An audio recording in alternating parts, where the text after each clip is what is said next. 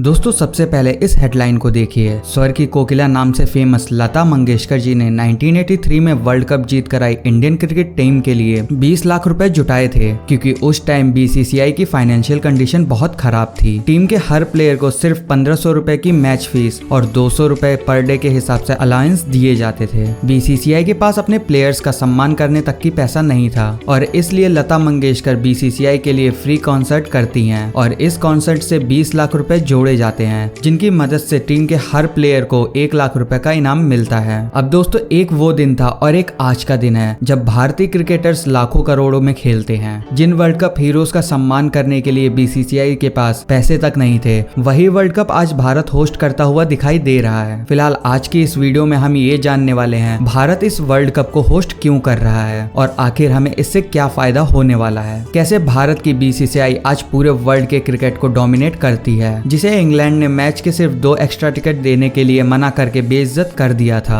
और कैसे बीसीसीआई की सफलता में रिलायंस और धीरूभाई अंबानी ने एक अहम रोल प्ले किया था। सब कुछ डिटेल में जानेंगे आज की इस वीडियो में। अब दोस्तों बिजनेस टुडे में पब्लिश इस आर्टिकल की माने तो 2023 के इस क्रिकेट वर्ल्ड कप से भारत को $2.6 बिलियन यानी कि 22,000 करोड़ रुपए का बूस्ट मिलने वाला है। 15 अक्टूबर से 19 नवंबर 2023 के बीच चलने वाले इस टूर्नामेंट में 10 टीम पार्टिसिपेट कर रही हैं, जो कि भारत के 10 अलग अलग वेन्यूज पर 48 मैचेस खेलेंगी। और दोस्तों जिस देश में क्रिकेट को खेल नहीं बल्कि एक धर्म माना जाता हो, वहां जब क्रिकेट का सबसे बड़ा टूर्नामेंट दस्तक देगा तो वहां ऑडियंस का भर भर के आना तो नॉर्मल सी बात है। फिर चाहे टीवी हो या मोबाइल स्क्रीन, करोड़ों लोग हर बॉल को टकटकी लगाए देखते हैं। और दोस्तों जहां लोगों का अटेंशन, वहां ब्रांड्स ऑटोमेटिक आ ही जाते हैं। वर्ल्ड कप के दौरान कोई ब्रांड सिर्फ 1 सेकंड की भी एड लगाना चाहता है तो उसे 3 लाख रुपए तक खर्च करने होंगे, जो कि 2019 में हुए वर्ल्ड कप से 40% तक ज्यादा है। सिर्फ टीवी और स्पॉन्सर राइट से ही करीब 12,000 करोड़ रुपए की कमाई हो जा रही है। बीसीसीआई अच्छे से जानती है वर्ल्ड कप के दौरान अपने फेवरेट सुपरस्टार को देखने के लिए मैदान पर भी ऑडियंस जमकर आने वाली है, और इसी को ध्यान में रखते हुए अंदाजा लगाया गया है कि वर्ल्ड कप के दौरान करीब 2200 करोड़ रुपए तो सिर्फ टिकट से ही आने वाले हैं। इसके अलावा जब लोग मैच देखने आएंगे तो फिर वो खाने पीने और मर्चेंडाइज खरीदने पर भी पैसा खर्च करेंगे, जो 400 से 700 करोड़ तक कमा कर दे सकता है। अब दोस्तों अगर आप घर बैठकर मैच देखने वाले हैं तो फिर मैच अकेले देखने में कहाँ मजा आता है।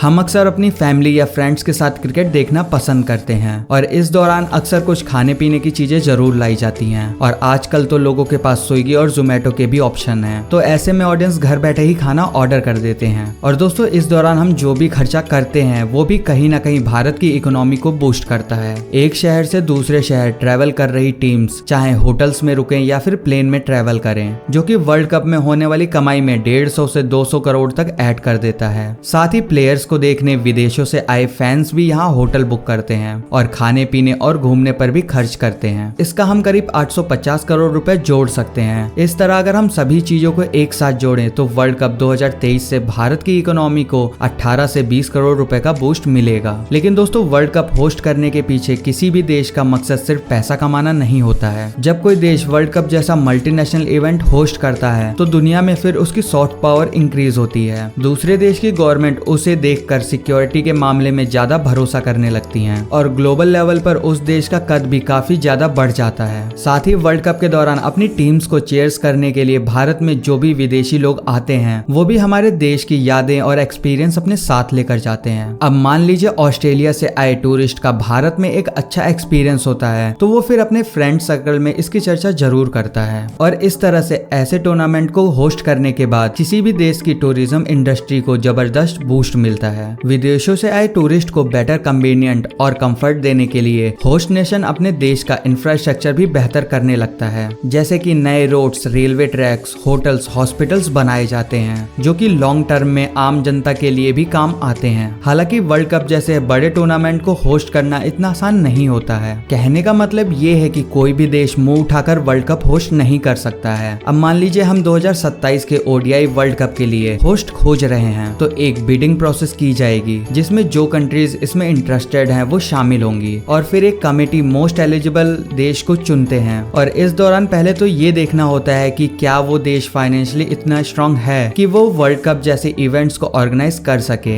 एग्जाम्पल के लिए हम सिर्फ बांग्लादेश पर ये रिस्पॉन्सिबिलिटी डाल दें तो शायद इस देश की इकोनॉमी वर्ल्ड कप के खर्चे को पूरा ना कर सके। इसके अलावा देखने देखने वाली बात ये होती है कि उस देश का इंफ्रास्ट्रक्चर इतना स्ट्रांग होना चाहिए कि वो सिर्फ ना टीम के मैचेस को कंडक्ट करा पाए बल्कि उन देशों से आए क्रिकेट फैंस का स्वागत में भी कोई कमी ना छोड़े। हमारा पड़ोसी देश पाकिस्तान कई सालों से वर्ल्ड कप होस्ट करने की ट्राई कर रहा है, लेकिन वहाँ की सिक्योरिटी को देखते हुए उसे इससे दूर ही रखा गया है। ये देखना भी जरूरी होता है कि उस देश में पर्याप्त मात्रा में क्रिकेट फैंस भी होना जरूरी है, क्योंकि फैंस नहीं होंगे तो मैच के दौरान स्टैंड्स भी खाली पड़े होंगे और क्रिकेट का रोमांच भी फीका नजर आएगा। वैसे आपको बता दूं 2027 में साउथ अफ्रीका, जिम्बाब्वे और नामीबिया मिलकर वर्ल्ड कप होस्ट करने वाले हैं और 2031 में ये वर्ल्ड कप एक बार फिर से भारत लौटेगा, जहां हमारे साथ बांग्लादेश भी इसको होस्ट करेगा। इसके अलावा 2026 का T20 वर्ल्ड कप भी भारत और श्रीलंका मिलकर होस्ट करने वाले हैं। ये सब जानने के बाद वर्ल्ड क्रिकेट में हमारे भारत की डोमिनेंस को अच्छे तरीके से आप समझ सकते हैं। चाहे IPL हो या इंटरनेशनल क्रिकेट का खेल भारत में इस लेवल पर पॉपुलर है कि ICCI का टोटल अर्निंग का मेजर हिस्सा भारत से ही आता है और यही कारण है कि जहां पहले ICCI को इंग्लैंड और ऑस्ट्रेलिया डोमिनेट करते थे, उस पर आज पूरी तरीके से BCCI का राज है। लेकिन क्रिकेट जगत में भारत का ये डोमिनेंस हमेशा से ऐसा नहीं था, बल्कि आज से 40 साल पहले कंडीशन तो कुछ ऐसी थी कि 1983 के फाइनल में पहुंचने के बावजूद इंग्लैंड क्रिकेट बोर्ड ने BCCI को 2 मैच के एक्स्ट्रा टिकट देने से साफ साफ मना कर दिया था। दरअसल हुआ यूं था कि जब भारत ने 1983 में वर्ल्ड कप के फाइनल में अपनी जगह बनाई, इसी दौरान हमारे देश के यूनियन मिनिस्टर सिद्धार्थ शंकर राय ये भी इंग्लैंड के दौरे पर आए हुए थे और ये अपनी पत्नी के साथ वो मैच देखना चाहते थे, जिसलिए उन्होंने उस टाइम के BCCI के प्रेसिडेंट से 2 टिकट का इंतजाम करने की गुजारिश करी। पर BCCI के प्रेसिडेंट जब ये बात इंग्लैंड क्रिकेट बोर्ड से कहते हैं तो उनकी ये रिक्वेस्ट को खारिज कर दिया जाता है, जो कि एक बहुत बड़ी बेइज्जती थी। अब इंडियन टीम इंग्लैंड की जमीन पर वर्ल्ड कप जीतकर भारत का तिरंगा लहरा तो देती है, लेकिन BCCI को हमारे देश की वो बेइज्जती हजम नहीं हो रही थी। फिर साल्वे फैसला करते हैं कि अब वो क्रिकेट होस्ट पर इंग्लैंड की मोनोपोली को तोड़कर ही दम लेंगे। दरअसल उस टाइम पर क्रिकेट जगत में इंग्लैंड का डोमिनेंस हुआ करता था और 1975 से लेकर 1983 के बीच तीनों वर्ल्ड कप को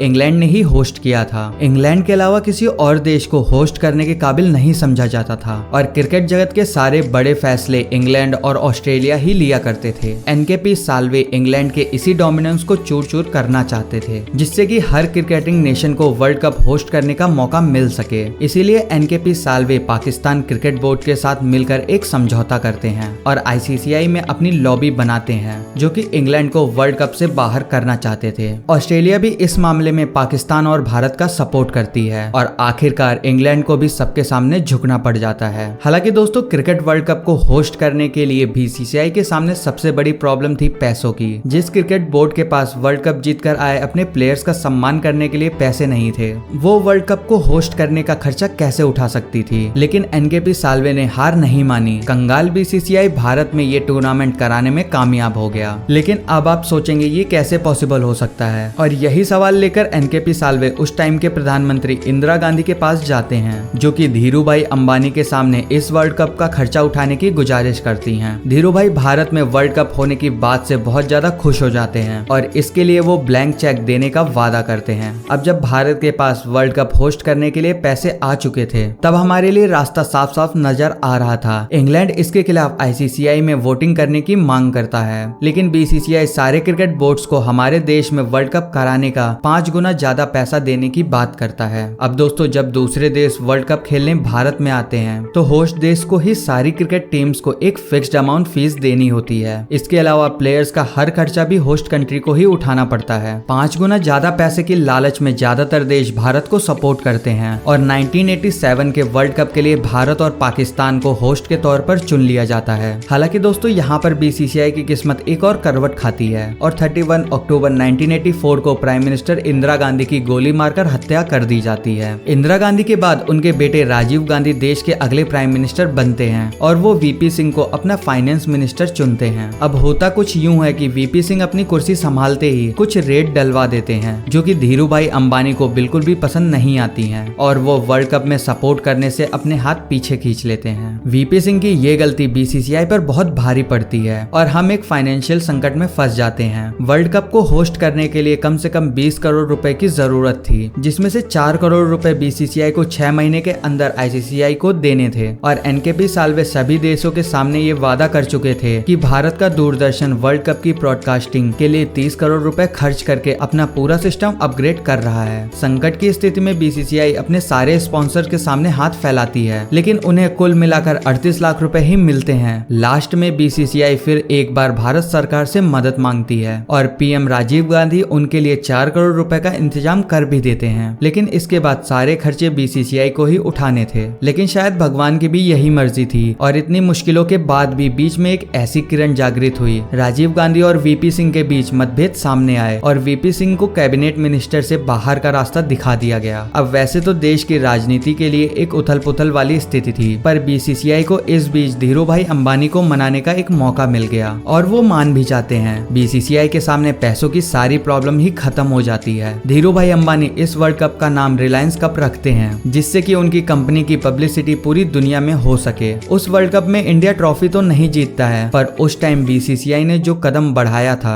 आज वो अंगद के पैर की तरह स्थापित हो चुके हैं। और एक समय जो बीसीसीआई स्पॉन्सर के सामने हाथ फैलाते थे, आज वही स्पॉन्सर बीसीसीआई के सामने लाइन में खड़े नजर आते हैं और वर्ल्ड कप के दौरान 30 सेकंड का एड पाने के लिए मुंह मांगी कीमत देने के लिए तैयार रहते हैं।